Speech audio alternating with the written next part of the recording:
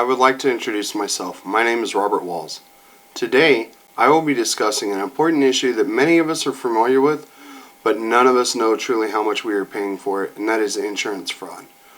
I will be giving you the definition of insurance fraud, as well as the history and laws of this type of fraudulent issue that is costing consumers and dealers, or as we like to call it, carriers, over $40 billion annually. I will also give you some laws and penalties as a result of the insurance fraud, and in conclusion, I will give you some ideas as to what small businesses can do to help prevent insurance fraud. The definition of insurance fraud is any duplicitous act performed with the intent to obtain an improper payment from an issuer. The fact is that insurance fraud has been around as early as 300 BC and is still on the rise today, raising the consumers and insurance companies' premiums.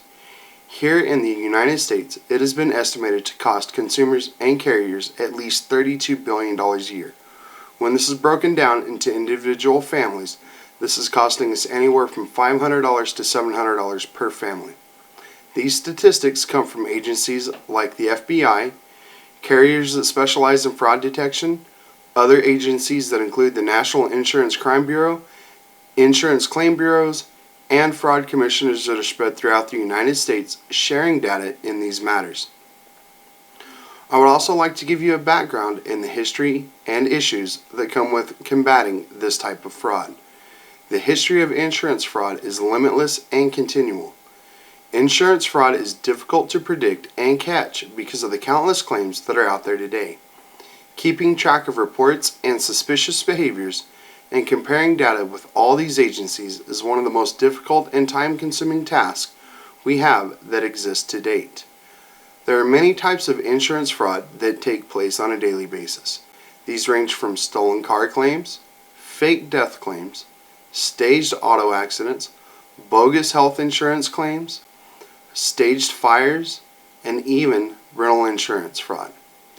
Today, consumer agencies are expecting a 60% increase in premiums in casualty and property losses this year, by which a lot of insurance companies are expecting a loss of 20% in revenue due to the rise in insurance fraud. Managing insurance fraud is very much unrealistic. However, controlling it is more realistic in the entire scope of things. Insurance fraud is difficult to track. It is better to share data and train carriers in order to control this chaotic and oftentimes overwhelming epidemic we face with insurance fraud. With this being said, I would like to talk about the laws that govern insurance fraud. The laws vary on this subject matter just as much as the unpredictable nature of these crimes. Today, one must look at several issues concerning the laws of prosecution, as well as the crime itself. For instance, there are two types of fraud which prosecutors look at today. One is soft fraud and the other one is hard fraud. Yet having to prove either of these two crimes are very arduous in nature.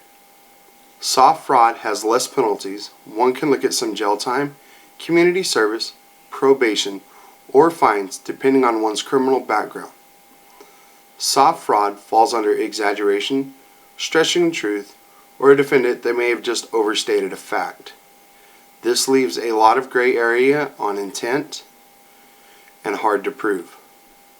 Hard fraud has stricter penalties that carry over. This type of fraud can be prosecuted by the state and federal authorities along with local level agencies that can get involved. Stricter penalties like prison sentences and fines can come with hard fraud. Today, there are a few things which can be done to aid or combat these issues from happening, or at least slowing them down, even predicting fraud behavior. Laws vary by state on fraud because there is no uniform guideline across the nation as to how to handle fraud. For example, in New Mexico, fraud can range from a petty misdemeanor all the way to a second-degree felony. This depends on the dollar value assigned with the fraud. For a petty misdemeanor, its value is $250 or less. But with a second-degree felony, its value is $20,000 or more. The punishment for the crime for a petty misdemeanor would be a jail sentence of up to 6 months, a $500 fine, and or 6 months of probation. For a second-degree felony, this sentence raises all the way up to 9 years in prison.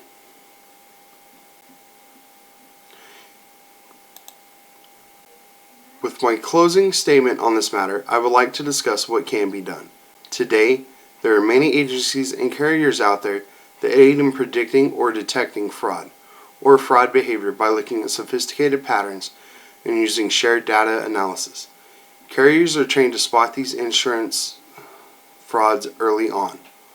Although, today, carriers who are able to predetermine or predict fraudulent patterns at a rate of 84% early on before contracts are signed, the downside to this is that these behaviors or patterns are predicted on only 7% of new policies out there. This is an alarming percentage when compared to the insurance policies that are drawn up every day. In order to help this problem, it takes many agencies working together in analyzing real-time data. When it is happening, it must be reported along with data sharing and sophisticated behavior patterns that arise constantly in order to minimize or significantly lower this problem in insurance fraud. Agencies must stay tightly connected and constantly share information across the board and keep updating and analyzing and tracking these issues in order to keep somewhat ahead on the insurance fraud game. Another thing that a small business can do is conduct a background check on all future employees. This will show that if they've had any criminal history in the last 7 years, and can possibly show you if this is an employee that you want hired with your company. A second thing that a small business can do is, with consent, is to check any credit history. This will show if they have any financial stresses.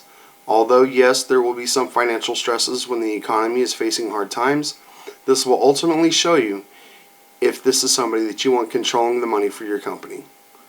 Another possible thing that a company could do is check any social media sites of a future employee that is considered for hire.